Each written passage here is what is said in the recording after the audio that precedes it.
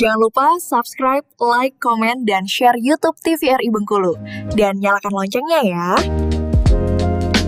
Ya, pemirsa, Anda kembali bersama kami tentunya di Berendo. Kita kembali ya mengulas. Tadi kita sudah mendengarkan informasi bahwasannya dari BPBD sendiri sudah melaksanakan kegiatan mitigasi yang berkaitan langsung dengan masyarakat. Bahkan tadi ada untuk gempa bumi ya Pak ya, untuk menghadapi megatrust tadi masyarakat di Kota Bengkulu juga sudah ikut serta juga dalam memetakan wilayah evakuasi tadi, karena itu sangat penting sekali Pak. Ketika mungkin masyarakat ikut serta memetakan, mereka sudah lebih dekat ya dengan wilayah-wilayah tersebut. Mereka sudah terbiasa gitu ya. Nah, kalau sekarang kondisinya itu seperti apa Pak kalau untuk masyarakat di Kota Bengkulu sendiri Pak, setelah diadakannya kegiatan-kegiatan seperti antisipasi mitigasi tadi Pak? Ya tentu dalam membangun masyarakat sadar terhadap bencana ini, iya. Ya, harapan kami setelah kita melakukan pendampingan di masyarakat, harapan kami kesiapsiagaan masyarakat itu semakin tinggi terhadap bencana itu ya. Ya tentu wilayah Kota Bengkulu ini sangat luas, khususnya dari BMKG untuk ancaman potensi gempa bumi itu hampir seluruh wilayah 9 kecamatan itu zonanya merah semua untuk gempa bumi ya. Kemudian Merah untuk semua ya Pak? Merah semua itu. Mungkin potensi tsunami itu tentu yang berada di wilayah sepanjang pantai itu memiliki risiko yang sangat tinggi.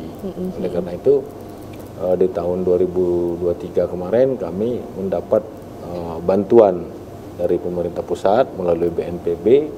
Itu alhamdulillah Kota Bengkulu menjadi perhatian karena itu tadi, karena memiliki ancaman yang tinggi terhadap gempa dan tsunami ini. Dan pendampingan di 6 kelurahan ini itu kesadaran masyarakat terhadap potensi itu sendiri sudah cukup baik gitu ya, cukup baik. Kemudian di tingkat kelurahan mereka juga sudah membangun forum pengurangan risiko bencana. Ada forum pengurangan risiko bencana dan selalu dilakukan pertemuan-pertemuan ngobrol tentang bencana setiap bulannya. Itu yang isinya siapa aja Pak? Itu warga masyarakat setempat. Oh, warga. Ya, warga masyarakat setempat. Di sana tentu di dalam forum pengurangan risiko bencana itu ada bagian strukturnya, ada divisi atau ada bagian logistiknya, ada bagian apa? Bagian infrastruktur, ada bagian udah jalan banget ya berarti gitu ya Pak ya? Itu sudah dibangun organisasi itu. Nah, harapannya ketika kita mendapat ancaman ini dan mudah-mudahan tidak terjadi ya, ketika itu memang terjadi, maka masyarakat itu sudah mandiri, ketika pasca gempanya dia mendata warga-warganya yang terdampak. Itu harapan kami untuk mendorong masyarakat mandiri tangguh terhadap bencana ini. Iya, membangun mungkin mindset masyarakat yang sadar akan potensi bencana-bencana yang mungkin saja terjadi gitu ya Pak ya. Mungkin dapat kita lihat kalau kita lewat sepanjang pantai itu hampir jarak beberapa ratus meter atau beberapa puluh meter itu kita ketemu dengan papan jalur evakuasi, papan rambu-rambu bencana. Nah itu BPBD yang memasang bersama dengan warga, dan yang memetakan jalur evakuasi itu warga. Karena kita menganggap warga lah yang paling memahami situasi lokal di wilayah dia. Ini Pak, jalan ini bisa Pak dilalui dengan berjalan kaki gitu. Nah, ini bisa dilalui dengan kendaraan roda 4 gitu. Betul. Sehingga ketika terjadi bencana, masyarakat mematuhi rambu-rambu itu, insya Allah ketika masyarakat mendapat informasi akan terjadi tsunami, maka masyarakat tinggal mengikuti jalur evakuasi saja. Dan insya Allah ketika rame-rame masyarakat sadar untuk mematuhi jalur evakuasi, maka tidak ada kemacetan, tidak ada kredit. Iya, karena itu satu jalur gitu ya Pak ya. Betul, karena satu arah semua, tidak ada yang melawan arah. Nah, ketika ada yang memang tidak memahami itu, maka itu nanti akan chaos di jalan. Nah, kita jangan kamu menyelamatkan diri. Mau lari aja kita sudah tidak bisa. Dulu di tengah jalan. Itu pentingnya jalur evakuasi bagi wilayah-wilayah yang rawan terhadap bencana. Iya. Dan tidak hanya jalur evakuasi tsunami dan gempa bumi aja Pak. Kami juga memasang daerah-daerah rawan banjir. Di wilayah-wilayah rawan banjir itu kita pasang juga papan bencananya, papan lampunya. Kawasan rawan banjir, begitu juga yang rawan longsor kita pasang juga. Itu agar masyarakat mengetahui bahwasanya ketika dia memasuki wilayah yang baru dia masuki, dia sudah mengenal informasi. Iya. Oh, ini banjir, ini rawan longsor gitu. Sehingga masyarakat bisa antisipasi. Jadi tidak boleh nih lama-lama di sini karena hujan ini. Kita tidak boleh berteduh di sini. Iya, karena rawan ini gitu. Kita harus cari tempat yang betul. Nah, itu harapannya ada kesadaran dan edukasi yang kita berikan kepada masyarakat ini sehingga berdampak tidak ada terjadinya korban jiwa. Betul. Itu yang paling penting. Nah, itu yang paling penting adalah informasinya merata. Nah, BMKG sendiri Pak Tri, untuk melihat informasi ini merata, seperti apa sih langkah yang BMKG lakukan supaya informasi tadi perakiraan cuaca kan dia update di media sosial ya Pak ya. Bahkan kalau kita setelah gempa tuh aja langsung dapat informasi dari BMKG Pak. Gempa berkekuatan berapa skala Richter misalnya gitu ya Pak ya. Nah, kalau untuk wilayah-wilayah pelosok Pak, itu seperti apa yang dilaksanakan BMKG? Alhamdulillah juga BMKG juga tidak lupa menggandeng RRI, FRI juga, di mana media itu ada media secara nasional kan, yang bisa didengar sampai dengan pelosok. Nah, tujuannya apa? Masyarakat informasi terkait dengan keadaan cuaca ataupun gempa dan tsunami.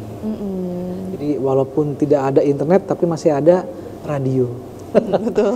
Itulah tujuannya kami. Iya, Jadi iya. tidak hanya sifatnya secara digital, tapi juga bisa dengan cara konvensional. Konvensional, betul. Betul sekali. Nah, kalau dari BMKG sendiri Pak, itu apakah ada tadi seperti BPBD kan dia menggandeng masyarakat langsung ya Pak ya untuk bentuk mitigasinya. Kalau BMKG itu apakah ada Pak menggandeng langsung masyarakatnya datang bertemu langsung gitu Pak? Sebenarnya program BPBD dengan BMKG itu tidak jauh, selaras kami. Jadi masing-masing punya program. Tadi tujuannya apa? Mengeduket masyarakat dengan tujuan tadi mengurangi dampak risiko, korban jiwa.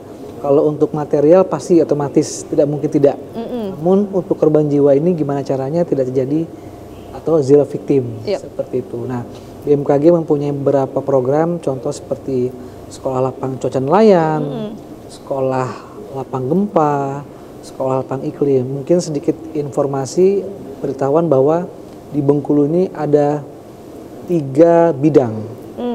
Saya yang berada di bandara, yang memberikan informasi tentang penerbangan, tentang publik, tentang perairan atau tentang maritim.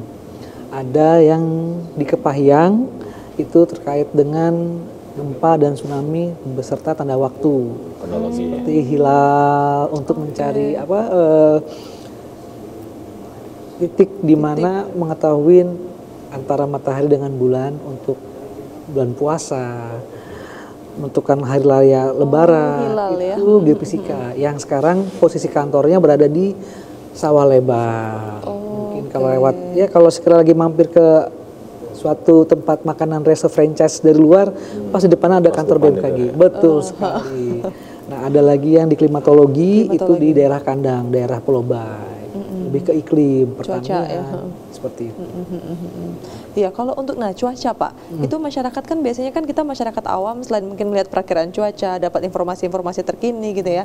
Kita mungkin juga akan melihat secara langsung, secara mata telanjang melihat ini ada cuaca ekstrim itu tanda-tandanya seperti apa Pak?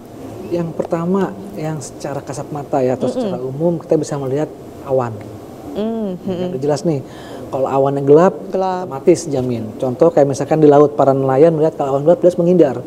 Karena potensi terjadinya cuaca buruk. Contoh tinggi gelombang, apalagi di darat. Bisa jadi namanya puting beliung yang mengakibatkan tadi pohon tumbang. Itu yang pertama. Yang kedua, angin. Otomatis hembusannya kencang. Itu berpengaruh juga. Potensi juga terjadinya hujan. Suhu dengan kelembapan yang sangat dingin. Kadang-kadang gerah nih. Kerasa. Padahal sebenarnya suhu itu dingin di sana, tapi kita masa gerah. Itu yang pertama. Kadang itu udah kedinginan. Nah, bisa terjadi hujan juga. Jadi banyak faktor-faktor atau indeks yang mengakibatkan terjadinya cuaca ekstrim. Seperti itu. Mulai dari awan gelap tadi ya, terus angin, suhu ya. Tuh kalau udah mulai merasa, karena Bengkulu kan lumayan panas ya. Iya, betul. Kalau dingin tuh kayak agak pertanyaan juga ini. Apakah ini akan ada cuaca ekstrim gitu ya Pak ya? Kalau untuk yang bisa diakses masyarakat selain media sosial tadi di Instagram, Facebook ada apa aja Pak untuk media mungkin sosial? untuk bisa update ya. Iya, update. Di Play Store bisa download info BMKG atau BMKG. Itu ada 2 jenis platform dari BMKG untuk bisa mengupdate tentang informasi dan dia akan ternotif di handphone. Oh, otomatis ya masuk Otomatis ternotif, ya seperti itu. Asal di pengaturan dihidupkan notifnya. Kalau nggak dihidupkan sama aja Pak ya. Iya, nggak masuk juga notifnya. Iya, nggak masuk juga. Oke. Memang bunyi ting ting ting tapi kita terupdate. Karena teman-teman dari Selamat Fatmawati itu yang 24 jam monitor pasti dia akan mengupdate per jam, per 3 jam seperti itu. Apalagi di dunia penerbangan kami per 30 menit malah memberikan informasi. Kadang per 15 menit, kadang by request dari pilot. Betul. Itu harus selalu siap siaga ya. Betul sekali. Baik, Bapak-bapak kita istirahat kembali. Kita akan kembali setelah pariwara berikut. Pemirsa jangan kemana-mana. Tetaplah bersama kami tentunya di Berendo.